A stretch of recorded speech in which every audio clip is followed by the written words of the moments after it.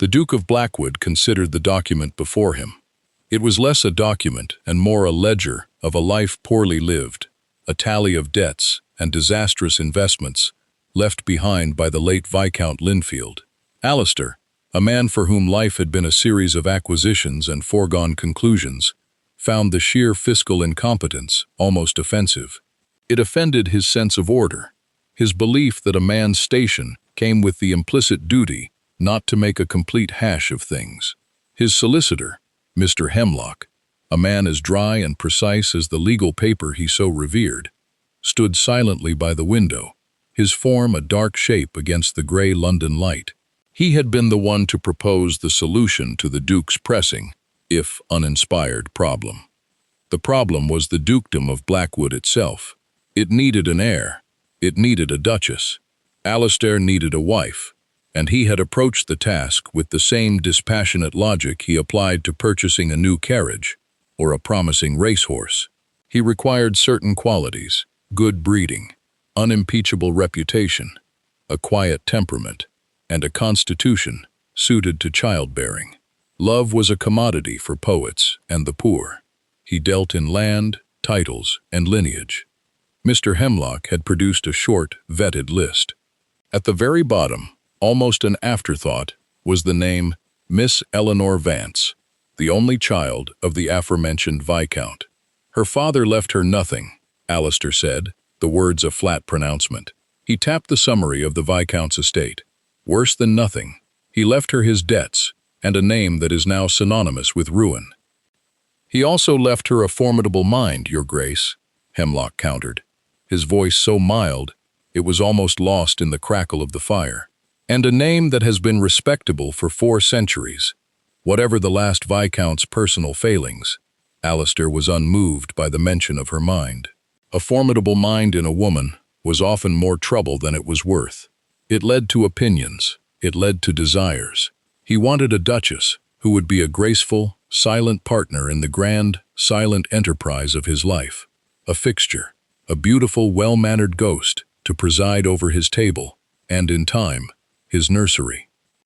But the solicitor's point about her situation held a certain cynical appeal. A woman with nothing would be grateful for everything he could provide.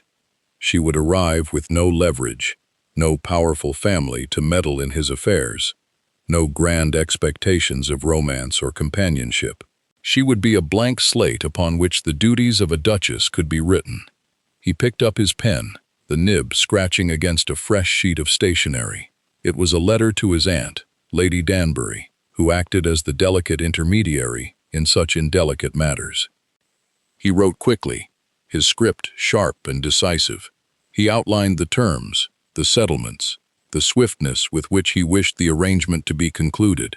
Then, in a moment of stark, unvarnished assessment, he added the line that sealed the entire transaction in his mind. She will do. She brings nothing, and will therefore expect nothing.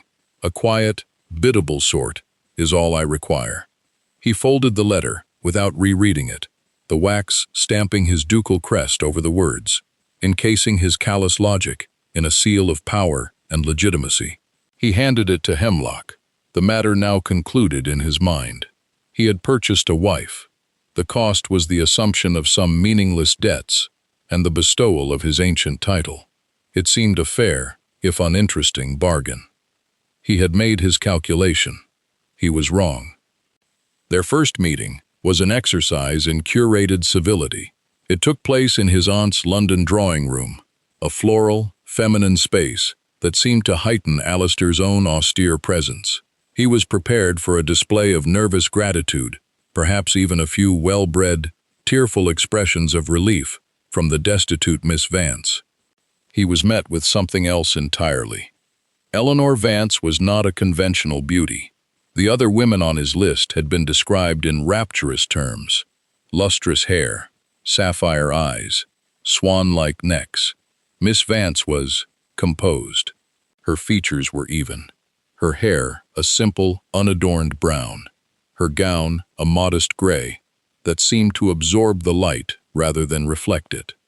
But it was her eyes that held him for a fraction of a second longer than he had intended. They were the color of moss, and they were unnervingly still. They were not the eyes of a frightened mouse. They were the eyes of a watcher.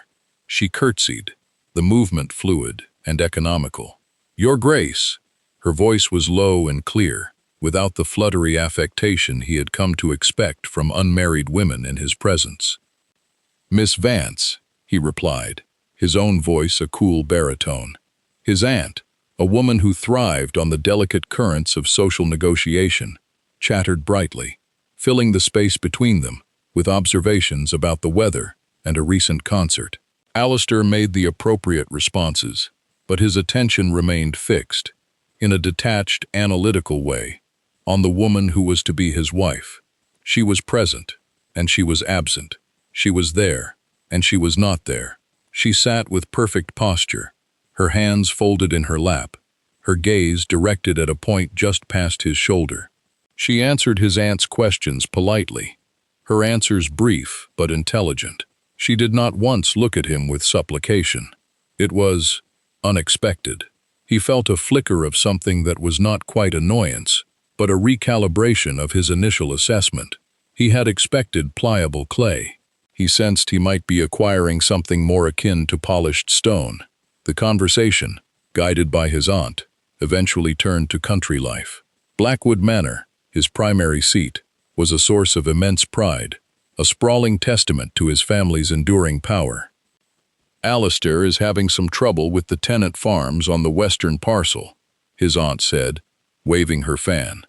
"Something about the soil, is it not, dear boy?"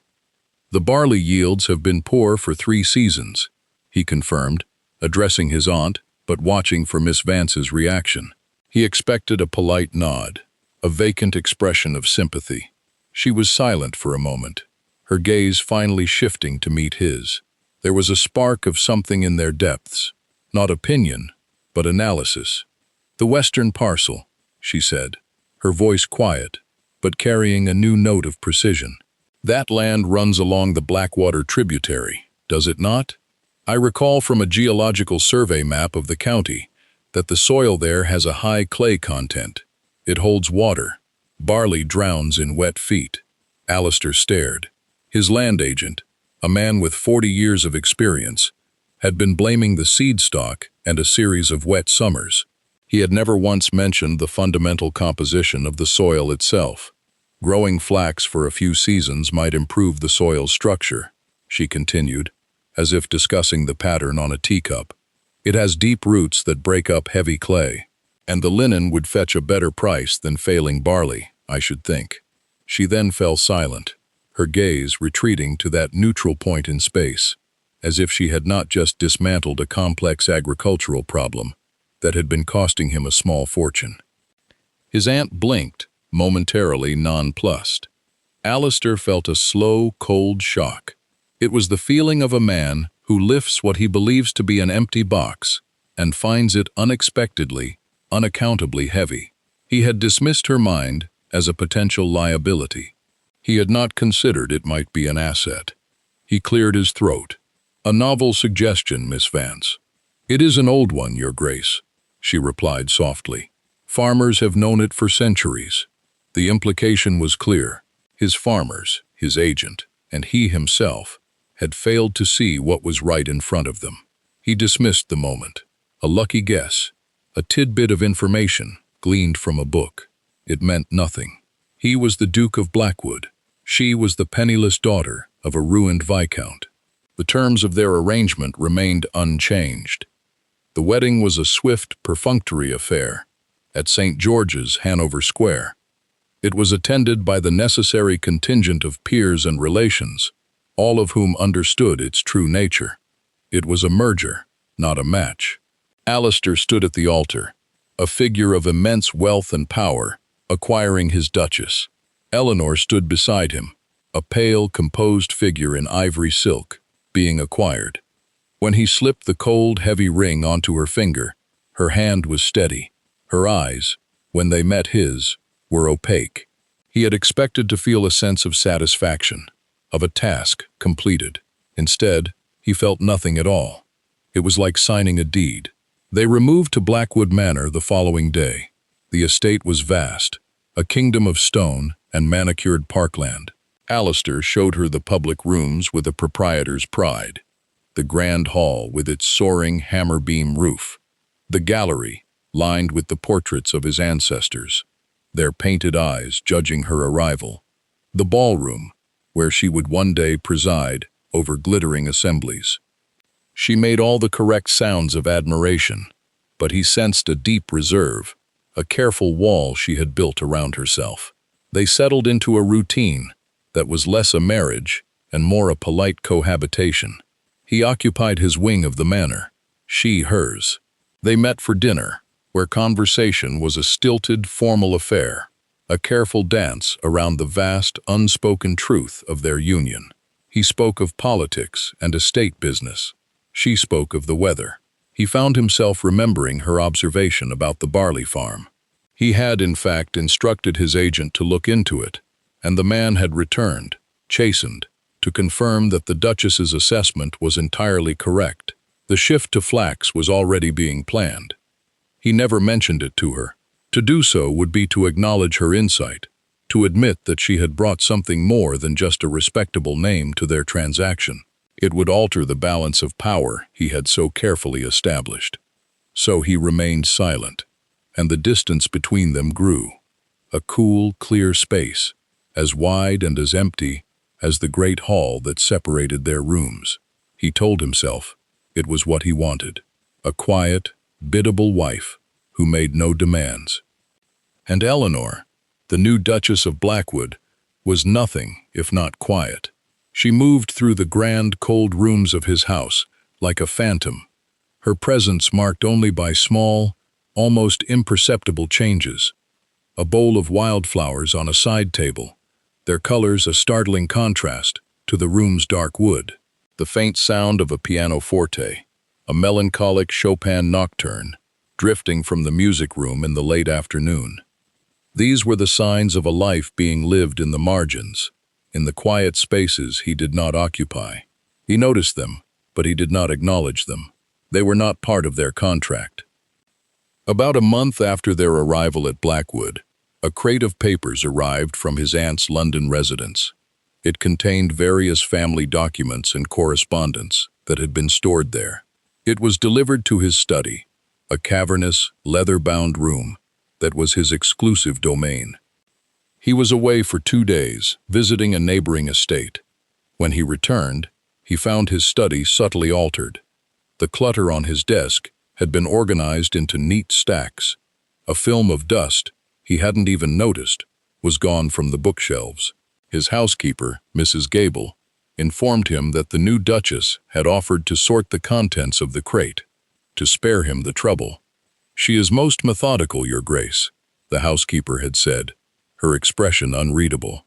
He felt a prickle of irritation. His study was his sanctuary. He did not want it invaded, however methodically. He went to the desk, intending to examine her work. Amongst a neat pile of letters was the correspondence from his aunt regarding the marriage arrangements, and on top of that pile was the letter, his letter. He did not think anything of it. It was merely a piece of paper, part of a past transaction. He did not know that Eleanor had already found it. She had come into the study not to intrude, but to feel some sense of purpose in the gilded cage she now inhabited. Sorting papers was a task, a logical process that soothed her active mind. She had worked her way through deeds and old invitations, her fingers deft and her mind blessedly blank. Then she had found the packet of letters from the Duke to his aunt. Curiosity was not a failing she typically indulged, but this felt different. This was her own life, reduced to a business correspondence. She had opened the top letter, the one written on his heavy, cream-colored stationery. Her eyes scanned the sharp, decisive script, taking in the cold, transactional language. And then she saw the words. "She brings nothing, and will therefore expect nothing. A quiet, biddable sort is all I require." The world did not tilt. Her breath did not catch. There was no sudden, crushing weight. There was only a profound, chilling clarity. It was the feeling of a mathematician solving a complex equation, and arriving at a stark, simple zero. All of her observations of him, his cool detachment, his proprietary air, his complete lack of interest in her as a person, snapped into focus. This was the blueprint of their marriage. She was not a partner. She was not even a person. She was an acquisition, valued precisely for her perceived emptiness. She did not cry. Tears were a waste of resources, and she had learned long ago to be frugal with her emotions. She simply stood there, in the silent, masculine room, the letter, a dead weight in her hand. She looked at the words again. She brings nothing. A cold, quiet anger began to coalesce within her, hard and clear as a diamond.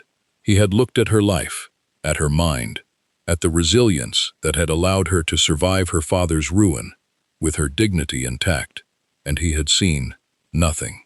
Very well. If he valued her as nothing, then nothing is what he would receive. With hands that were perfectly steady, she refolded the letter. She was, as Mrs. Gable had noted, methodical. She aligned the edges with absolute precision. She restored the original creases exactly, a feat of memory and dexterity. She slid it back into its envelope and placed it precisely where she had found it. Then she turned and walked out of the study. And a door inside her, a door she hadn't even known was still ajar, closed quietly, firmly, and was locked from the inside. The change was so subtle that, at first, Alistair did not register it as a change at all. It was merely an intensification of the quiet that had already defined their marriage. Life at Blackwood Manor continued its stately, unruffled rhythm. The clocks chimed. The servants polished the silver. The sun rose and set over the vast, indifferent parkland. But the absence began to accumulate.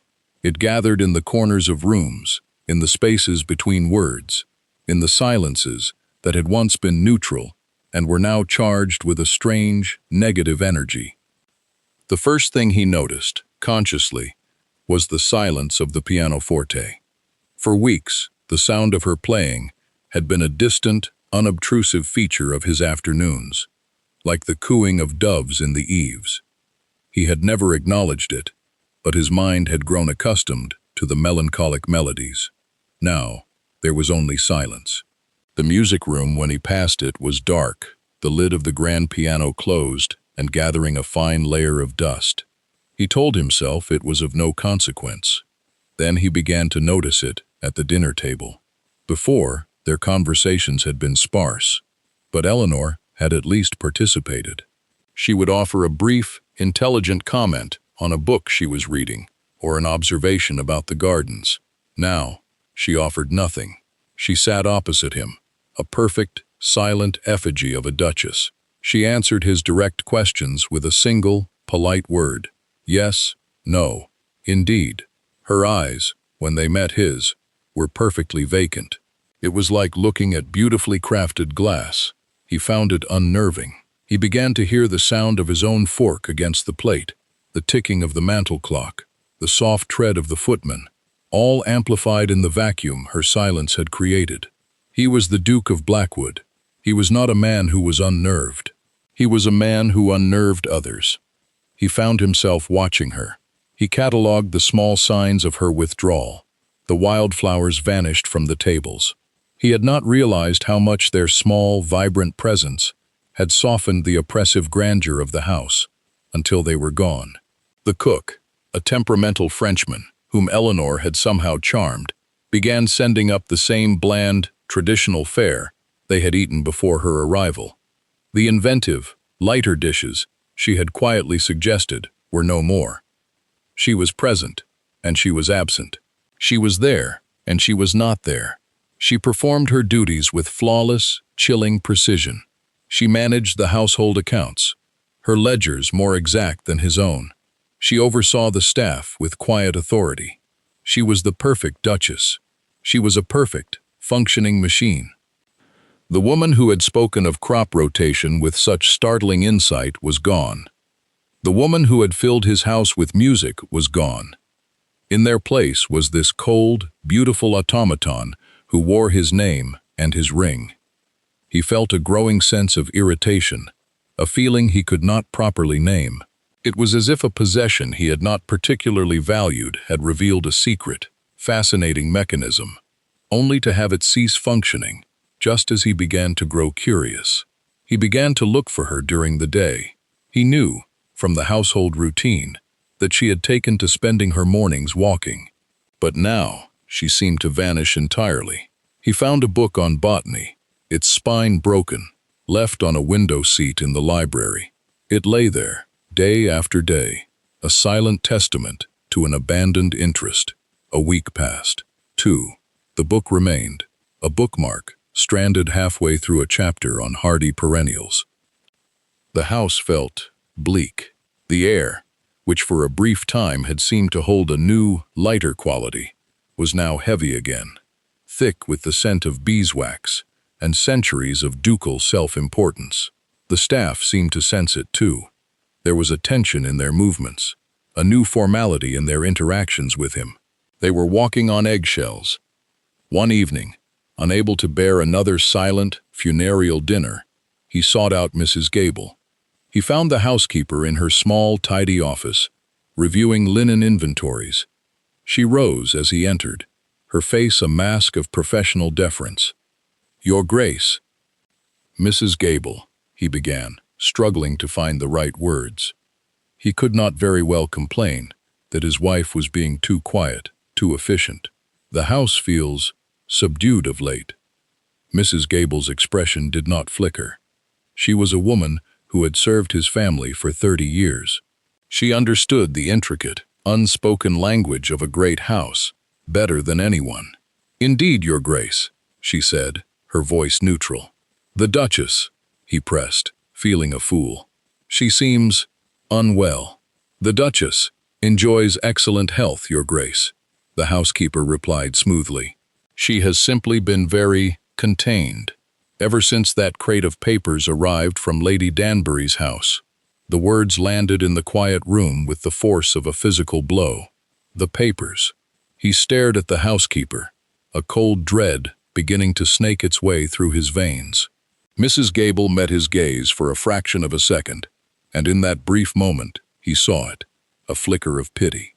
Then it was gone, her expression once again impassive.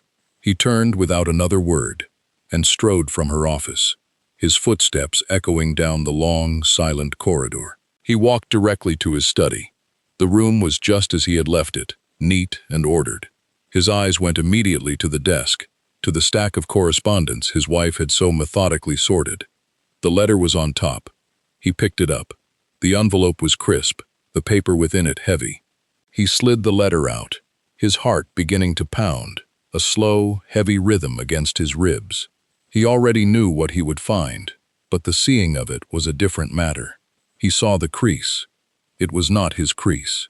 His own fold, made in haste and arrogance, had been careless, slightly askew. This fold was perfect, razor-sharp, geometrically precise. It was the fold of a person who paid attention. It was the fold of a person who had taken the time to erase the evidence of their intrusion, to restore an object to its original state. It was the fold of his wife. He slowly unfolded the paper, his own handwriting stark and alien on the page. His eyes found the sentence, the damning, arrogant pronouncement that had formed the very foundation of their union. "She brings nothing, and will therefore expect nothing." And in that moment, the world shifted. The past month replayed in his mind, but now it was illuminated by a brutal, clarifying light. Every small detail, every subtle change, every silent meal, it all snapped into a coherent, horrifying picture. He thought about her observation on the barley farm, a flash of brilliance he had willfully dismissed. He thought about the sound of the Chopin that had filled the empty spaces of his house, a quiet offering he had never acknowledged. He thought about the wildflowers, small bursts of life and color, that had appeared and then vanished. He thought about the botany book, abandoned mid-chapter. He had not married a ghost, he had created one. He had taken a woman of intelligence, resilience, and quiet grace, and he had informed her, in his own callous script, that she was worthless. He had commanded her to be nothing, and she, with a precision and thoroughness that was terrifying, had obeyed. The sheer, breathtaking arrogance of his mistake washed over him, a cold tide of shame. He had been so sure of his own judgment, so confident in his assessment of the world and his place in it.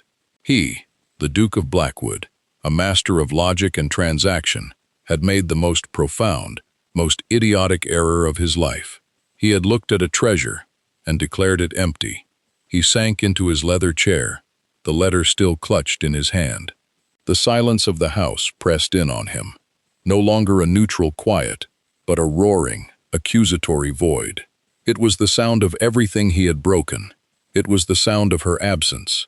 And for the first time in his adult life, Alistair, Duke of Blackwood, felt utterly, hopelessly lost.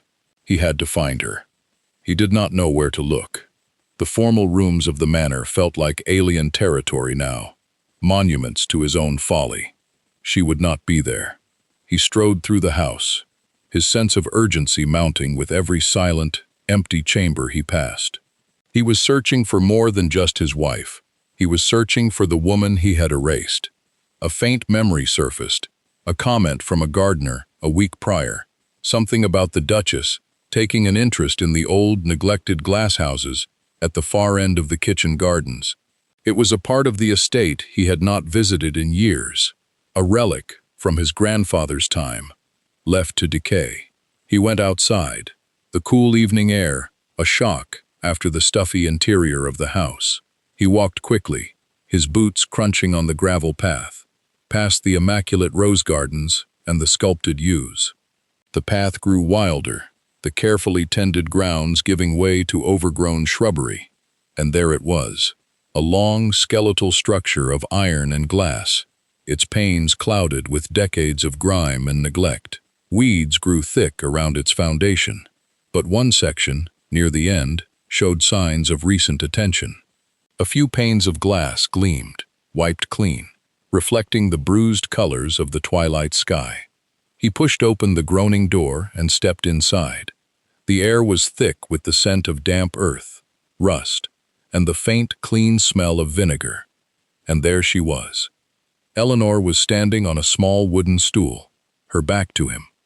She had taken off her fine wool jacket, and the sleeves of her simple day dress were rolled to her elbows. With a cloth in one hand and a bucket of water at her feet, she was methodically, patiently, cleaning the grime from a pane of glass. She was not performing a duty. She was not playing the part of the Duchess. She was here, in this forgotten, derelict place, engaged in a simple, physical act of reclamation. She was letting in the light. He watched her for a long moment, his heart a tight, painful knot in his chest. This was her, not the silent automaton at his dinner table, but this focused, determined woman, creating a small space of clarity for herself in the ruins. He took a step forward, and a loose floor tile scraped under his boot. She froze. She did not turn around immediately. Her whole body went still, her posture radiating a sudden, defensive tension. Then, slowly, she placed her cloth on the iron framework and turned, descending from the stool with a quiet grace. Her face was smudged with dirt. Her hands were raw. Her eyes, when they met his, were not vacant anymore. They were cold and clear and utterly unreadable. They held no welcome. "Your Grace," she said, her voice flat.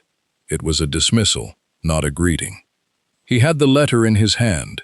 He had rehearsed 1,000 apologies on his way here, 1,000 explanations and excuses. They all turned to ash in his mouth. Excuses were an insult to her intelligence. He held out the letter. It was the only place to begin. "I found this," he said, his own voice sounding hollow and strange in the glass house. "On my desk." She looked at the letter, then back at his face. Her expression did not change. "Yes, I organized your papers. You read it." It was a statement, not a question. A flicker of something. Defiance, perhaps. crossed her face. I did. The silence stretched between them, thick and heavy. He could feel the chasm that his words, written weeks ago in careless arrogance, had opened between them. He had to cross it. I was wrong, he said. The words were simple, inadequate, but they were the only truth he had left. Utterly, unforgivably wrong. Not just for writing this, but for thinking it, for believing it, for failing to see. He watched her face, desperate for some sign, some crack in the icy composure. There was none. She simply stood there, watching him as if he were a curious, distant specimen. "Failing to see what, Your Grace?" she asked, her voice dangerously quiet. The question dismantled him. What had he failed to see? It was everything.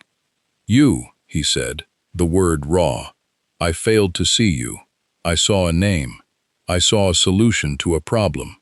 I saw a transaction. I never took the time. I never had the sense to look at the woman who stood before me." He took a step closer. She did not retreat, but he felt the air around her grow colder. "I heard you play the piano," he confessed, the words clumsy. "Every afternoon. I noticed when it stopped. I noticed the flowers were gone. I noticed the silence." A faint, bitter smile touched her lips. It was a devastating expression. "You noticed an absence of pleasantries. You are surprised that the commodity you purchased for its emptiness is, in fact, empty." Her words were like shards of the glass she had been cleaning. Sharp, precise. They cut away all his ducal pride and left him exposed. "No," he said, shaking his head. "No, it was not empty. That is what I finally understood. The house was alive for a short time. You brought life into it, and I was too blind, too arrogant to see it, until you took it away." He looked around the derelict glass house, at the one clean section she had created. "This is what you do," he murmured, more to himself than to her. "You find what is broken, and you begin to fix it. You find what is dark, and you let in the light." He looked back at her, at the smudges on her cheek, and the fierce, guarded intelligence in her eyes. "I was wrong," he said again, his voice thick with a shame so profound it felt like a physical illness. "And I am sorry. I know the words are insufficient, but they are true." He expected anger. He expected tears. He expected a tirade of recrimination. He would have welcomed it. He received something far worse. She looked at him, her gaze level, and for the first time, he saw not just coldness, but a deep, weary sorrow. "Your Grace is wrong about another thing," she said, her voice losing its sharp edge and taking on a tone of profound finality. "I did not come with nothing. I came with myself. The question is whether that is something you now value." She did not wait for an answer. She picked up her jacket, wiped her hands on a rag, and walked past him, out of the glass house and into the gathering dark. She did not run.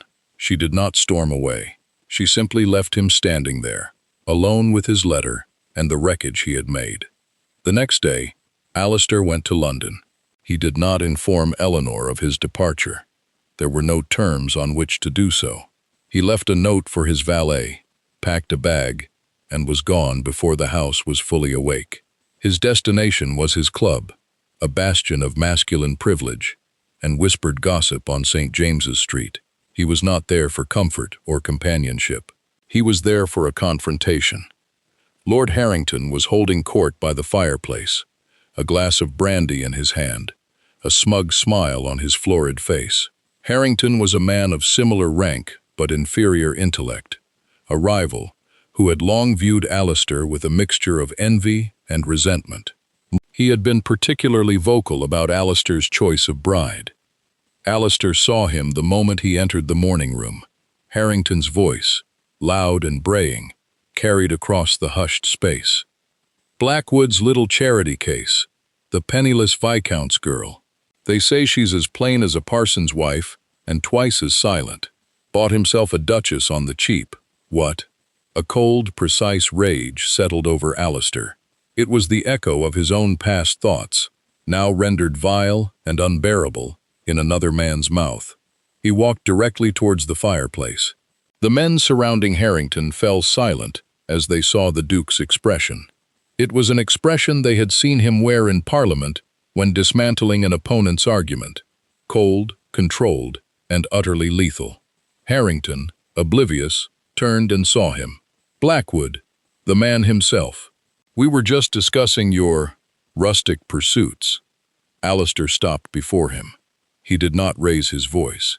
He did not need to. The room had gone so quiet you could hear the soft hiss of the gaslights.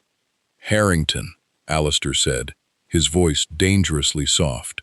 "You will never speak my wife's name again. Not here, not anywhere. The Duchess of Blackwood possesses more intelligence, in one breath, than you have displayed in your entire lifetime. Her counsel on my own affairs has already proven more valuable than that of any man in this room." He let the words hang in the air. He was publicly crediting her, defending her, and in doing so, binding himself to her in a way the marriage ceremony never had. "She is not a topic for your brutish jests or your idle speculation," he continued, his gaze unwavering. "If I hear her name pass your lips again, in any context other than one of absolute respect, I will consider it a personal insult of the highest order, and I will answer it as such. Is that understood?" Harrington's face had gone from florid to a mottled, pasty white. He was a bully, not a fighter. He stammered. I meant no offense, Blackwood. A bit of club talk, that's all." "It is all," Alistair said, his voice dropping to a near whisper. "And it is over."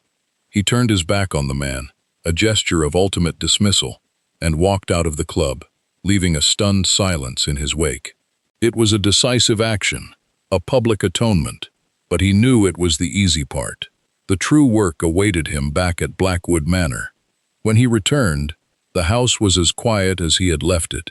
He did not know what he expected. Forgiveness was a boon he had not earned. Her continued presence was a mercy he did not deserve. Her question from the glass house echoed in his mind. "The question is whether that is something you now value." He had to show her. Words were cheap. His own had already proven to be worthless. He began not with grand gestures, but with small acts of attention. He started courting his own wife. He sought her out. He no longer expected her to appear at his convenience. He learned her new routines. He found her in the glass house, which she had continued to slowly, painstakingly restore. He did not enter and demand her attention. He brought her a cup of tea and a plate of biscuits from the kitchen, set them on a crate, and then began to work at the other end of the long building, pulling up weeds or sorting through rotted timbers. He did not speak unless she spoke first. For days, she ignored him. She worked with a singular focus, her silence a palpable barrier. But he persisted. He was there, every morning, a quiet, steady presence. He was learning the language of her world, a language of patience, of quiet effort, of bringing things back to life. He went to the library and found the abandoned botany book. He took it to his study and began to read it. The Latin names were a challenge, the descriptions of soil types and root systems complex. But he forced himself to understand. He was not just reading a book, he was trying to read her mind. One afternoon, he found her in the library, finally returned to the window seat. She was not reading the botany book, but another volume. He walked over, the book he had been studying in his hand. "I had a question," he said, his voice quiet, "about the Helleborus niger. The book says it thrives in alkaline soil, but I thought the soil near the Eastwoods was more acidic." She looked up, startled. Her eyes went from his face to the book in his hand. He saw a flicker of surprise, the first unguarded emotion he had seen in weeks. She hesitated. "You would need to add lime to the soil," she said finally, her voice still cautious. "It sweetens the earth." "Lime," he repeated, nodding, as if he had received a vital piece of state intelligence. "Thank you." He did not press her further. He retreated, leaving her in peace. But it was a start. It was a conversation, however brief. that was not about duty or dinner. It was about something that mattered to her. The next day, the issue of the Western Tenant Farms resurfaced. A letter arrived from his land agent, detailing a complication. Lord Harrington, it seemed, owned the adjacent property and was claiming historical water rights to the Blackwater tributary, threatening to divert the very water source needed for the new flax crop. It was a petty, vindictive move, a clear retaliation for the humiliation at the club. In the past, Alistair would have handled this with a barrage of letters from his solicitors. Instead, he took the agent's letter and the relevant maps and went to find his wife. He found her, as usual, in the glass house. She was potting small seedlings into clay pots. "I require your counsel," he said, without preamble. He spread the map out on a dusty potting bench. "Harrington is making a claim on the water rights for the western parcel." She looked at him, then at the map. She wiped her hands on her apron and leaned forward, her expression focused and analytical. The cold mask of the Duchess was gone, replaced by the sharp intelligence he had first glimpsed in his aunt's drawing room. "His claim is baseless," she said after a moment, tracing a line on the map with her finger. "The tributary originates on Blackwood land, here. The original charter of 1688 grants riparian rights to the landowner at the source. Harrington's property is downstream. He has access, but not dominion." She tapped a second, smaller stream on the map. "Furthermore, this secondary stream, the Rushbrook, crosses his land. He is not without water. He is simply being malicious." Alistair stared at her. "How do you know about the 1688 charter?" "It was in the crate of papers from your aunt," she said simply. "I read it. I thought it might be important." She had read it. She had understood it. She had filed it away in her formidable mind. She had brought him not nothing, but an armory of knowledge he had been too blind to recognize. "So his claim is a bluff," Alistair said, a slow smile spreading across his face. It was the first genuine smile he had felt in a month. "A legal gambit with no foundation." "Entirely," she confirmed. "Your solicitor can dismiss it with a single, well-worded letter citing the charter." She paused, then added, "It would also be prudent to have the boundary markers at the source surveyed and reinforced, to prevent future misunderstandings." They stood there, side by side, equals poring over a map, a problem. They were a partnership. For the first time, the word wife, in his mind, was not attached to a title or a duty, but to the sharp, capable, incredible woman standing next to him. "Thank you, Eleanor," he said, using her given name for the first time without the shield of formality. She looked up at him, and the coldness in her eyes had thawed, replaced by a wary, questioning light. She did not smile, but the hard line of her mouth softened. "You are welcome, Alistair," she replied. The rebuilding was a slow, quiet process, constructed not of words, but of shared actions. He continued to work with her in the glass house, which under her care was slowly transforming from a ruin into a sanctuary. He learned the difference between a trowel and a dibber. He learned the satisfaction of physical labor, of seeing something grow from his efforts. He made a point of publicly crediting her. At a dinner with local landowners, he steered the conversation to agricultural improvements and spoke at length about the Duchess's brilliant strategy for the Western farms. He saw the surprise, then the respect on the faces of his neighbors. He felt a fierce pride that was entirely new to him. It was not pride in a possession, but pride in a partner. The house began to change again. One afternoon, he came inside from the gardens and heard it. The faint, hesitant notes of a pianoforte. It was not the sad Chopin of before. It was a simple scale, then a tentative chord. It was the sound of something beginning again. He did not go to the music room. He simply stood in the hall and listened, a profound sense of gratitude washing over him. That evening, he sought her out after dinner. He found her in the library, curled in a chair by the fire, a book in her lap. He sat in the chair opposite her, not speaking, simply sharing the comfortable silence. After a long while, she looked up from her book. "The first of the hellebores bloomed today," she said. "By the east woods. You were right about the soil. I had to add a great deal of lime. It was an offering. A small, perfect olive branch. I would like to see them," he said. "Tomorrow," she promised. "In the morning light." The next day, she led him to the woods. It was a crisp, bright morning, and there, nestled at the base of an old oak, was a small cluster of winter roses, their pale, greenish-white blossoms turned towards the weak sun. They were beautiful, resilient things, blooming in the cold. He looked from the flowers to his wife. Her face was tilted up to the light, a faint, genuine smile on her lips. And in that moment, a feeling he had only read about, a feeling he had dismissed as a fiction for lesser men, rose up in him with the force of a tidal wave. It was love. It was vast and terrifying and utterly undeniable. He had thought he needed an heir, a duchess, a fixture for his house. He had been wrong. He needed her. He needed Eleanor. That evening, he led her not to the dining room, but to the glass house. He had instructed the staff to place 2 chairs and a small table inside, with a simple cold supper and a bottle of wine. Candles flickered along the potting benches, their small flames reflecting 1,000 times in the newly clean glass. The air smelled of earth and jasmine. She stopped in the doorway, her eyes wide with surprise. "What is this?" she whispered. "This is our place," he said, "the place where we began." He led her to the table and poured the wine. For a while, they sat in a comfortable silence, listening to the night sounds outside. "I do not deserve you, Eleanor," he said finally, his voice low and earnest. "I know that.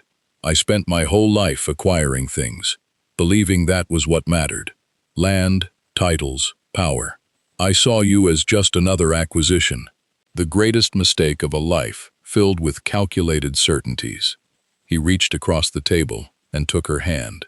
It was not the cold, limp hand he had taken at the altar. It was warm and strong, calloused from her work in the garden. He held it as if it were the most precious thing he had ever touched. "I love you," he said.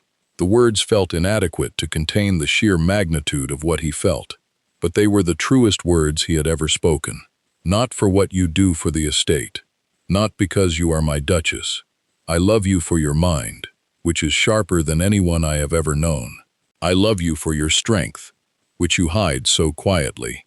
I love you for the way you see the world, for the way you see what is broken, and find a way to make it whole again." He looked into her eyes, which were now shining with unshed tears. "You came here with everything that matters, and you have given me everything I never knew I needed. My only hope is that you will allow me to spend the rest of my life proving I am worthy of the gift." A single tear traced a path down her cheek. She did not wipe it away. "Alistair," she said, her voice trembling slightly. She smiled, a real, radiant smile that transformed her entire face. It was like the sun breaking through the clouds. "I believe," she said, her fingers tightening around his, "that you already are." A year later, the Duke of Blackwood stood on the terrace, watching his wife. The gardens behind them were a riot of color and life, a testament to her vision and care.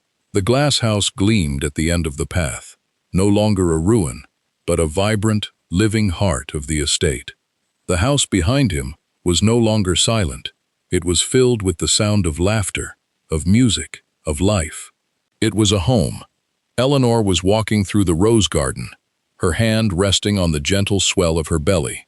She paused to touch a newly opened bud, her expression one of serene contentment. She looked up and saw him watching her, and her smile, the smile he now lived for, lit up her face. He thought back to the man he had been, the cold, arrogant duke who had written that damnable letter. That man was a stranger to him now, a ghost from a past life. He had thought, in his blindness, that he was acquiring a duchess for his estate. He had been wrong. He had found the architect of his life. He had written that she brought nothing. He looked at his wife, at the life blossoming in the gardens, and the new life she carried, at the joy that now filled his once empty house and his once empty heart. He finally understood the truth. She had not brought nothing. She had brought everything.